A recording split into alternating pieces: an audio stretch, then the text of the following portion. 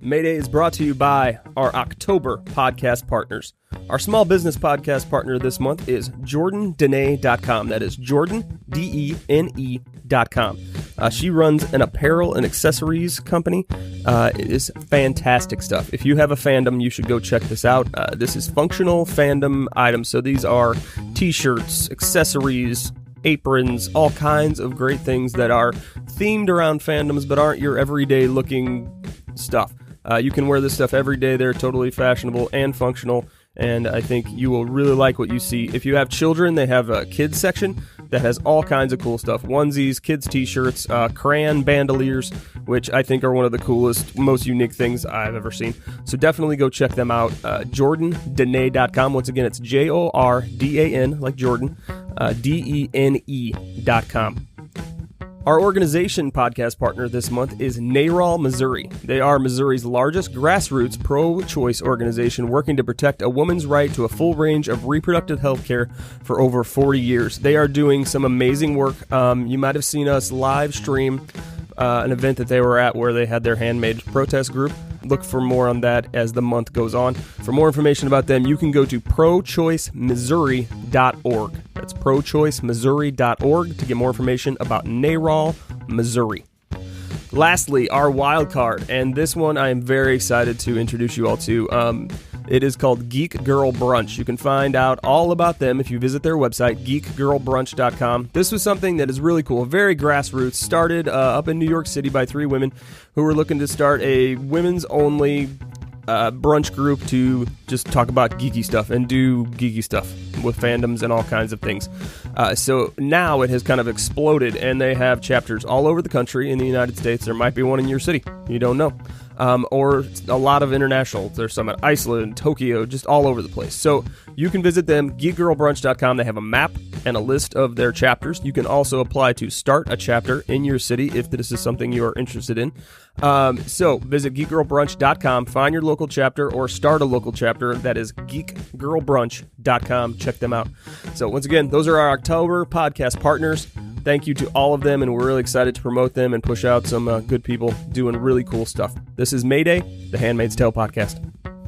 Hey everybody, it's Justin. Welcome to a special report from Mayday, the Handmaid's Tale podcast.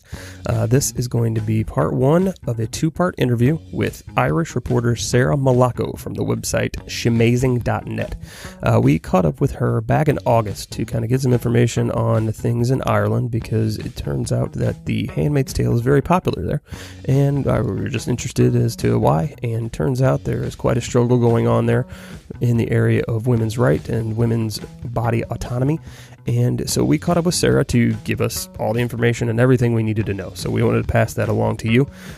Once again, this is part 1 of a 2-part interview, and this is Sarah Malaco from the website shemazing.net. Hey everybody, this is Justin. This is Mayday, the Handmaid's Tale podcast. Today we are being joined by Sarah Malaco. She is a reporter from Ireland. She works for shemazing.net, and we are going to talk today about all things Ireland, women's rights, Handmaid's Tale, and how those all work together and fit. So, Sarah, how are you doing today? I'm great today, Justin. How are you? I am doing excellent. So, let's give a brief rundown of the kind of overall picture of women's rights, because if you're not really familiar, just give us a rundown of the laws and why people are trying to fight for repealing this 8th Amendment in the Constitution. Essentially, the Irish Constitution bans abortion here. It's because of this clause. It's called the 8th Amendment. And at the moment, there's a massive kind of social and political project called Repeal the 8th. But the amendment is an amendment in the Irish Constitution that equates the life of an unborn fetus with the life of the woman carrying it. So because of this right to life held by the fetus, Irish women don't have full ownership over their bodies. Once they're pregnant, they're the incubus for that fetus, whether they like it or not. Because if they fall pregnant, they don't want to follow through with the pregnancy and have a child. They're still forced by the government and the legal system to continue with that pregnancy to term. So preserving the life of the fetus, going against the will of the woman who's being forced to be a vessel for this pregnancy. Because procuring an abortion in Ireland actually carries a prison sentence of up to 14 years. So if they choose abortion, they literally have to flee their own country and travel to another country, which for Irish women is usually the UK because they're our closest neighbours, and seek medical attention abroad. Abortion pills are also completely illegal, but there's like a roaring black market trade for them here. The abortion pill obviously is a safe method for ending pregnancies. It's even on like the World Health Organization's list of essential medicines. But as I said, women who take them can face up to 14 years in prison. Abortion's been illegal since like the 1800s. Might be a good note to say that when this law was brought in, women did not have the right to vote in Ireland. But Ireland has always been relatively behind the times when it comes to kind of sexual liberation and women's rights. Contraception wasn't even legal here until 1980, and that was all based on the Catholic Church's opinions on sexual morality. But then in 1992, it was actually made legal for women to travel abroad for an abortion. So you could no longer kind of be punished for getting an abortion abroad. So essentially, Ireland outsources their problematic women to other countries. And it's extremely hypocritical. It's like, we won't stop you having an abortion as long as it's not on our doorstep. You can have an abortion as long as it's not in this country. And this seriously endangers women because they're not able to access the appropriate healthcare that they need when they're forced to travel. Like some women, you know, they don't have the resources to be able to take 2 or 3 or 4 days off work to travel. They can't even take sick time off because if they do, they'd need to give their boss a doctor's note, which obviously they're not going to be able to have because they're in England or Amsterdam or Germany having an abortion. And, you know, that might necessarily be something that you want your employer to know based on the stigma that is associated with it. So, you know, while it's just a really terrible situation and, you know, people have been protesting this for decades, but right now it's really kind of having a major kind of social, you know, visible moment because of some kind of notable cases that have gotten a lot of national and international media. Yeah, so let's talk about the international side of it, because I know you were mentioning before we went on that the UN has even, you know, their human rights violations for Ireland and saying that their practices are violating basic human rights for these women. And so tell us a little bit about that case. Yes, so last year the United Nations Human Rights Commission, they actually ruled that Ireland's abortion laws are, you know, against, they're a violation of human rights. They call them cruel, inhuman and degrading to women. And that's something that I'm sure the UN would have said about the dystopia that is Gilead. But this was a specific case in 2011. A woman named Amanda Mellett, she was 21 weeks pregnant, and herself and her partner unfortunately found out that her pregnancy carried a fatal fetal abnormality. Even in cases where the baby will never survive outside the womb, a woman is not allowed to have an abortion here in Ireland. So Amanda would have been forced to continue pregnancy and deliver the child if she remained in Ireland. So she did end up going abroad to have an abortion. She was deeply, deeply affected by this. Of course, you know, it's never an easy choice to make, no matter what your situation is. And she decided that she was going to sue Ireland for the torment that she went through. And the UN was completely on her side. They said her health was detrimentally impacted by the shame and the stigma associated with the criminalisation of abortion in Ireland. So Ireland was given a deadline then to respond to Amanda's case. And rather than making any kind of move to change the laws in any way, despite what the UN has said, they just offered her a sum of money in compensation for what she went through. Has there been any more of those cases in the past? Not necessarily ones that have sued Ireland per se, but there have been countless cases that have caused massive public outcry. One in particular that really got so much attention was in 2012. A woman called Savita Halappanavar. You know, you really can't talk about Ireland's fight for abortion rights without mentioning Savita. But she was about 4 months pregnant and she began to suffer a miscarriage. And she was brought to the University Hospital in Galway, which is actually where I'm from, where she contracted septicemia and she died. So she was pregnant and began miscarrying, and the miscarriage was happening over a number of days. And Savita repeatedly asked for a termination to end the pregnancy because she was obviously miscarrying, but she was refused a termination despite the fact that she was already miscarrying, on the grounds that the staff thought that the fetus's heart was potentially beating, despite them knowing that the fetus would never survive outside the womb. And it was reported at the time that Savita and her husband were told that this is a Catholic country as grounds for not being allowed to have a medical termination. So that kind of brings us back to what we were talking about earlier, about how the Catholic roots really run deep in this issue. Right. So pro-choice groups campaigned massively after her death because, she contracted septicemia due to the kind of extent of the miscarriage, which, it's very likely that she would have been survived if she had been allowed a termination. And her mother actually spoke out against this country's abortion laws, saying that in an attempt to save a 4-month-old fetus that could never survive, they killed her 30-year-old daughter. So, this just caused massive public outcry. Her life was equated to that of a dying unborn fetus that could never have survived. And because of this, she died. And what was the government response to that? They didn't make any, feasible change that has helped any women in the past 5 years. Women are still traveling. Women are still having secret abortions in their own bathrooms because they have to, take the abortion pill and risk getting arrested for doing that. There's women that have incomplete abortions and they have to go to their local hospitals and they just live in fear that it's up to the discretion of the doctor not to hand them over to the Gardaí. And everyone is affected by this issue, whether you're a woman who has personally had to make the decision to travel or you just know a friend of a friend. There's too many women. 12 women every day leave this country to get an abortion abroad. And, there's just so many things you hear about. There's tricks and things that you can do, like set up a PO box and you get your abortion pill sent there under a fake name and then close the PO box. Things like that. So you're not going to get caught and get arrested. And it's just madness. Women in Northern Ireland, they've even presented themselves to the Gardaí, telling the Gardaí that they've had abortions. And they were hoping to trigger a trial to showcase the archaic nature of the laws, but they weren't immediately arrested. So the question is, why won't they change the laws when they're willing to not arrest women and also compensate them? That's really interesting. So not only will they just kind of say, okay, don't do it here, but you can leave and go do it over there. They also won't prosecute anyone to make, I guess, because they wanted to keep as low visibility on this as possible. Is that how it's being seen? Well, I guess I just feel like personally they must just know that this law is so unnecessary. There have been cases where women have been prosecuted.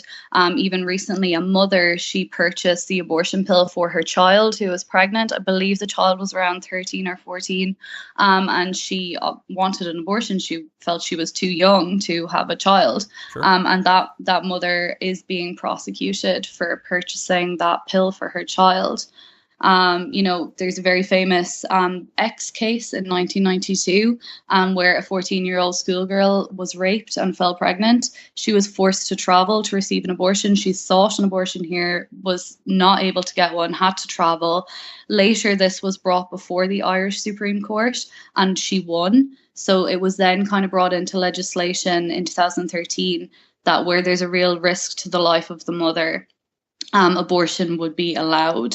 But there are, again, many, many instances in Ireland where this Protection of Life During Pregnancy Act, which is what says a termination can be carried out when there's a real or substantial loss of the woman's life by way of suicide, it doesn't often get followed through. This year, actually, it came out that a suicidal pregnant child and her mother had travelled to Dublin to try and they were from down the country, to try and get a legal abortion based on the fact that the child was suicidal. They thought that when they were asked to come to Dublin, it would be to get the abortion. When they arrived, the child was sectioned to a mental health facility to be examined by a panel to decide whether or not she could have an abortion. Obviously, that is just despicable to detain a child because they're wanting an abortion. It's just awful. It then came out later that a further 2 suicidal women who had attempted to commit suicide based on the fact that they were pregnant were also turned down for legal abortions in Ireland. Mara Clark, who's the founder of the Abortion Support Network, said at the time that both of these women were basically told they weren't suicidal enough to have an abortion. Is there a scale? Is there a set scale for that kind of thing? I would love to see there, how suicidal do you have to be to get one? Apparently not even attempting to commit suicide can get you one. Around 25 women accessed legal abortion in Ireland last year, and around 3,500 women travelled to access abortion last year. So these laws are not stopping abortions happening by any means at all.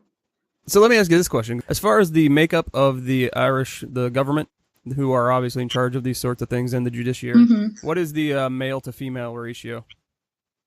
I couldn't tell you exact figures now, but I would tell you there are a lot more men than there are women. Although there are some, kind of standout figures, female figures in Irish government who are on the pro-choice side. Catherine Zappone, who's actually our Minister for Children, is pro-choice. Spotted her at the march the other day. Nice. But yeah, we recently actually got a new Taoiseach. That's like what we call our kind of Prime Minister, Leo Varadkar. And while he is quite conservative, he is much more open than our previous government. Our previous Taoiseach, Enda Kenny, he actually said that there will never be a referendum in the lifetime of his government because he does not believe in abortion on demand. Like, that's a kind of a quote from him.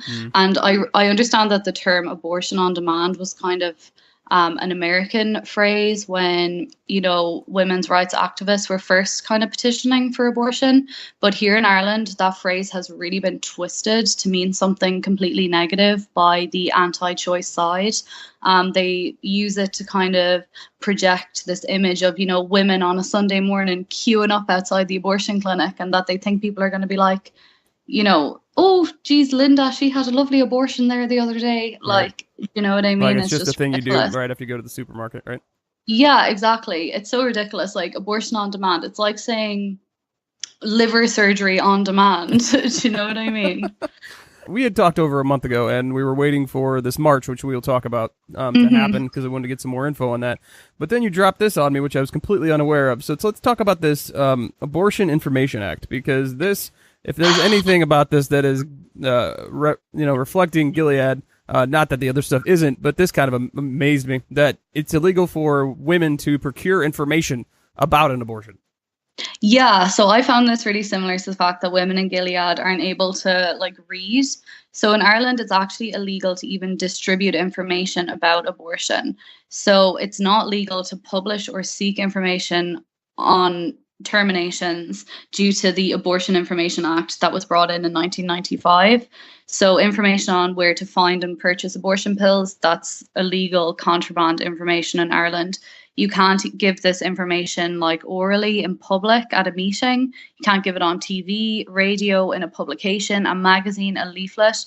Nothing. The information can only relate to services that are lawfully available in that country. So in Ireland, that means it's also not legal for a counsellor or a practitioner to recommend abortion as an option for women outside of the constraints of the Eighth Amendment. And something that I actually find kind of funny about this law is, and not there's anything really funny about it, but the punishment for this, for giving women that might, have the intent of getting an abortion the information, the punishment is a fine of 1,500 Irish pounds. So Ireland joined the EU quite a while ago. I couldn't even tell you when, but we actually stopped using Irish pounds in 2002, so over 15 years ago, and it's no longer a currency that exists. So it just kind of shows how outdated they are. They haven't even changed this law to reflect current currencies in our country.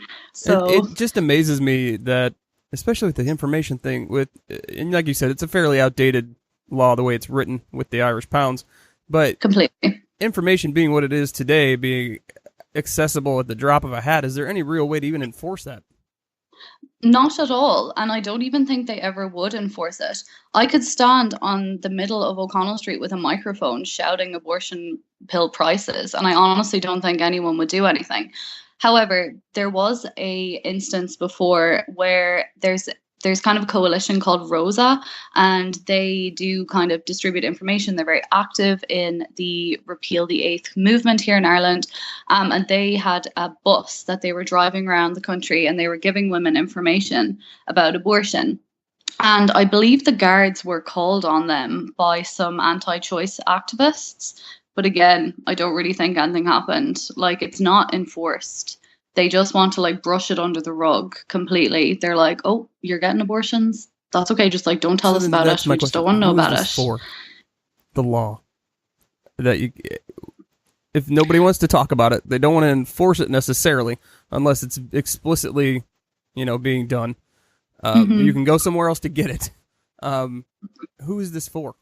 Well, my personal opinion would be that Ireland has extremely deep Catholic roots, and and I do think that it still kind of reflects back to that time where women, if you had a pregnancy out of wedlock, you were a slut and a whore, and you were shunned by society. And I do feel like the Catholic Church's moral stance is still impacting some of our laws today. I mean, I know I sent you some kind of research material about the Magdalene laundries. Oh man! So let me preface this real quick. If you want more information, it's the only way I can describe this, because I would never tell anybody to go watch this for their own pleasure, because this is awful. My apologies for sending it to you, Justin, but you have to know. You have to know. It's one of these things that if you're not aware, and I think probably a lot of people outside of Ireland, unless you have studied these kinds of things and researched them, there were these institutions, asylums called the Magdalene asylums, correct? And yeah, the Magdalene laundries or asylums. And there is a documentary that was done, and it's called Sex in a Cold Climate. And I'll let you explain it, because you will do far better at it than me. The one thing I did find interesting when I was reading about it today is that it's never been shown in Ireland, which I guess isn't surprising. But now knowing everything I know about Ireland, I'm not necessarily shocked that they haven't set up a screening, like in the town hall or anything. Said, hey, look what we used to do. So just give a brief rundown of the Magdalene system and how that all went down. Well, essentially, the Magdalene laundries, these were institutions that were actually opened until 1996. So, like, I was still alive when this was going on, which just makes me just nearly go ballistic. Right, which will make everyone go ballistic when you actually tell them what this is. The fact that I saw that today, that it was 1996 was the last one that closed, and I was like, you have to be kidding me. There's no way that this existed until the 90s. It's insane. Go ahead. Well, if anyone's familiar with the Bible, they may recognize the name Mary Magdalene. You may have heard of the Bible. That old tome, but she was obviously the prostitute who followed God, and the name is taken from that. So the Magdalene laundries were used to house women who were out of place in the very conservative Irish society at the time, be they considered promiscuous by the day's standards, or if they were pregnant out of wedlock, or even if they were just attractive women, so there's a slight off chance that they might have sex before marriage, so we're going to lock them up. So these women would essentially be locked into these laundries, forced into hard labor. They would usually be tasked with washing clothes, hence the laundries names, but also the robes of the Catholic Church, the bishops, etc. So they would be forced into this hard labor. And once they had given birth to their illegitimate children, these women who were shunned by society and their families would have their babies taken from them against their will to be adopted out to good Christian families. And something that's actually quite horrific is recently a Magdalene laundry site in Tuam was found to have the corpses of potentially, it's still under investigation, hundreds of babies buried under the Magdalene laundry. So that's something that's currently going on at the moment. So now, it's quite... Is that to imply that they were buried there after they were given birth and there was something wrong with the baby? Or is that to imply something a little more nefarious, just to clarify?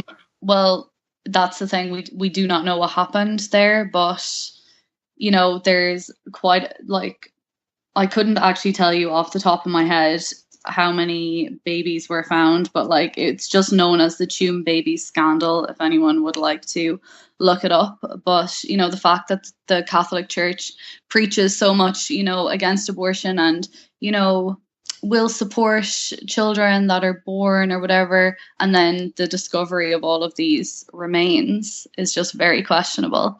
So that's something that's currently under investigation. And obviously this whole issue of the Magdalen laundries is such a shameful, just black mark on the history of Ireland.